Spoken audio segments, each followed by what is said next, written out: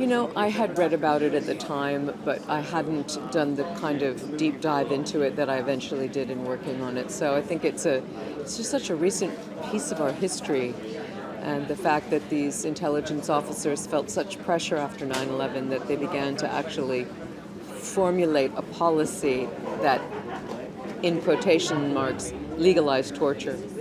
So it's really a troubling story, but in the end, the right thing happened, and the system of checks and balances worked. And so I hope that it gives people some hope. Do you think a lot of people out there that were involved in it are a bit frightened about this film coming out? Are they worried about it, perhaps?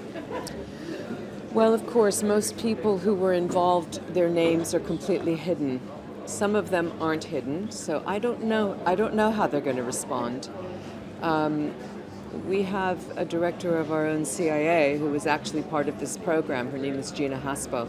So she was promoted, and she's now head of the entire organization. I know that many people respect her greatly, but she was in fact in charge of one of the black sites where this torture program was alive and well. And was it nice playing such a powerful lady as well in this? Because you really do have a wonderful character. Oh, thanks. Well, she's my senator. I'm from California, so I think it's interesting that in Senator Feinstein's case, I mean, I think most people consider her to be pretty moderate, although some of her positions are I would say not necessarily moderate, more progressive, but in general she's been considered a moderate. But she's really a stickler for the rule of law.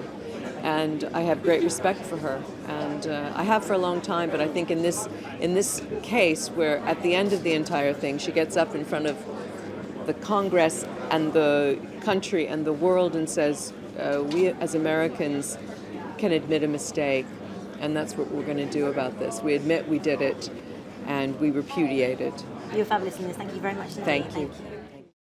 The stuff in the school at home.